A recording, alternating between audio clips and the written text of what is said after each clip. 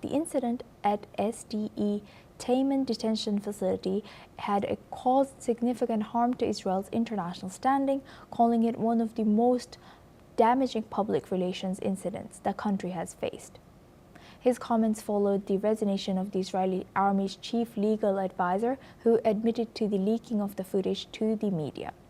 Opposition leader Yair Lapid has said the leak was a serious matter that must be addressed, but stressed that Israel is a state of law and does not behave in such a manner, drawing a distinction between Israel and its adversaries.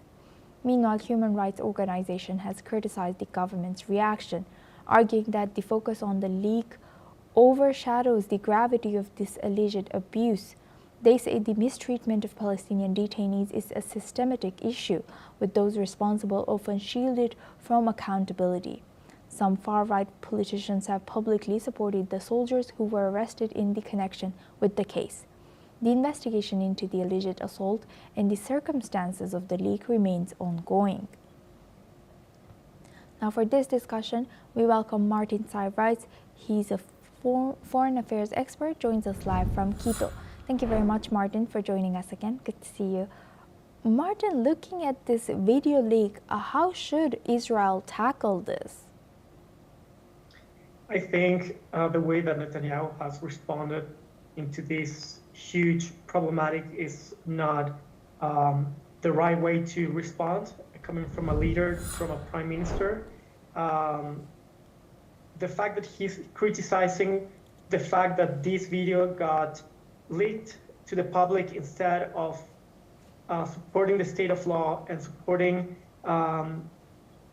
taking all of the steps towards an investigation through this potential and horrible procedure from these soldiers just shows that he's not competent to keep going with his government. And I agree with the words of the opposition leader Yair Lapid. Israel has always been showing that it is a country with a legit army and that it follows the rule of law.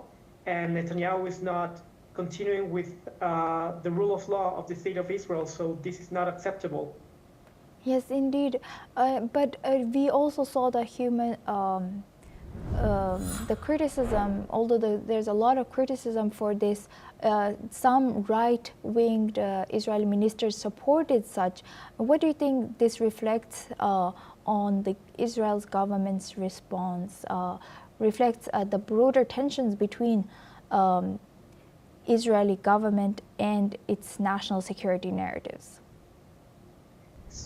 In my opinion, a lot of extreme factions of the Israeli government are the worst enemy for the state of Israel in terms of international relations and the good relations with the international community. Like people like the ministers, like Ben Gvir and Smotrich, supporting this horrible situation and blocking the justice in order to investigate the situation. They are just erasing the basis of the democracy of Israel, of the rule of law.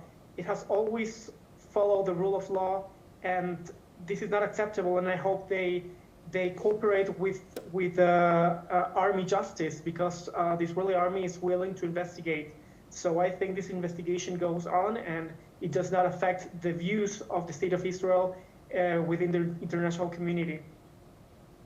Right. And how do you think, how should Israel make sure that this democratic system carries out, and the accountability within Israel's political system and also the army, so that these army IDF soldiers will avoid having something or doing something like this again? How should Israel move on from this so that they can ensure that such things do not happen again in IDF?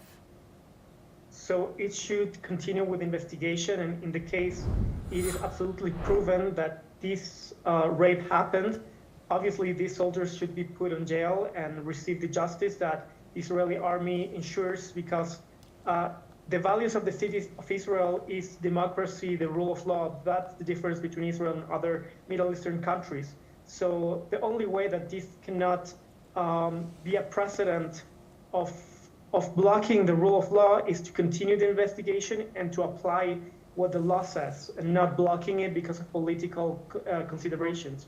Yes, indeed. Thank